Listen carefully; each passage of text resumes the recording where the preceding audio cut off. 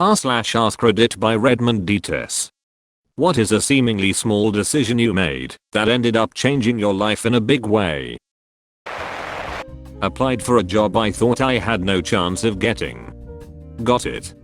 Now I live in a different country with a completely new life. I randomly decided to take a different route home one day. Met my future spouse at a coffee shop I wouldn't have normally passed. My story is very similar.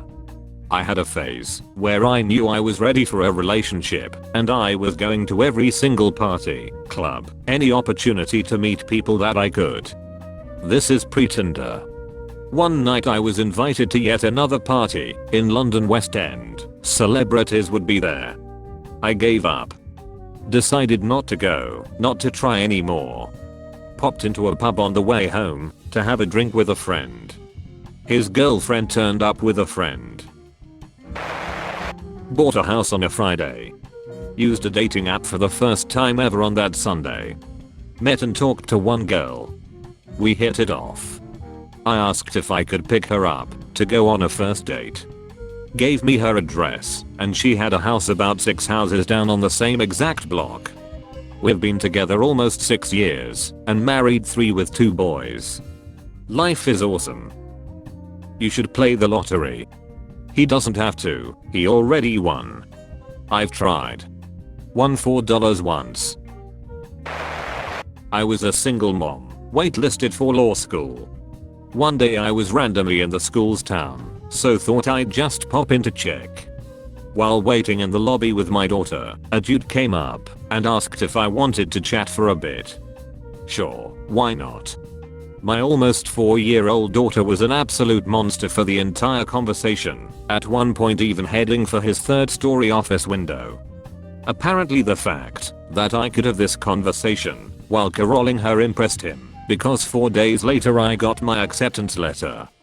Can't remember how, but I found out later he'd retrieved my file from the rejection pile.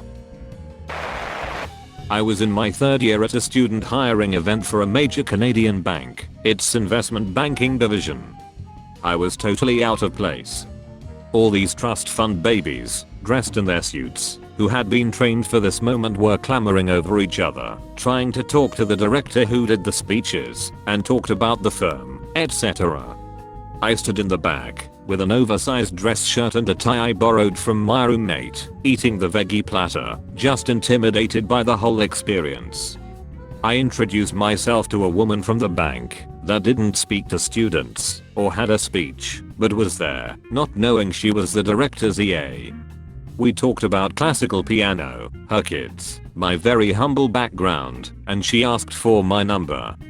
Weeks later, I was called in for summer internship interviews. Landed the internship, which kick-started my career. I've been in the top 5 percentile of earnings in my age group since. This was in 2006, and that single convo changed my life. Thanks Tina, I hope you're well. On a wintry Saturday night, I was standing on a street corner in the rain with my then girlfriend. She was in a terrible mood again that night, one that had grown more critical and accusatory over the years that we had dated, and a large group of our friends. I decided to run across the street before the light turned, and, arriving solo on the other side, encountered a dear old friend who happened to be standing with her friends. "Dave, it's so great to see you," exclaimed my future wife, Alicia. I looked back across the wet street at my very angry girlfriend, who was glaring at me from 15 yards away.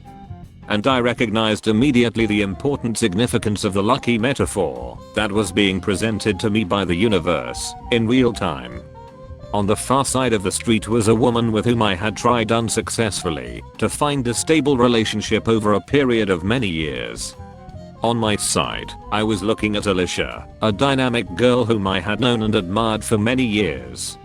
And who was thrilled to see me. Alicia and I were engaged within 10 months of this chance meeting.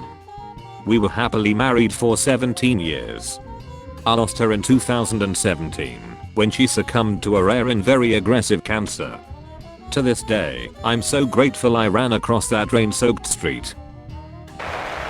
Staying with a bad partner.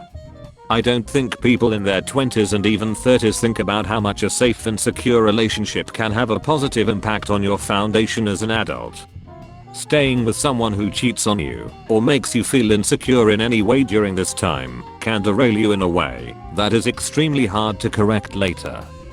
Don't stay with people who don't support you and respect you, period.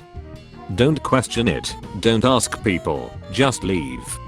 You have to love yourself first, and that means protecting yourself. I was in the shower.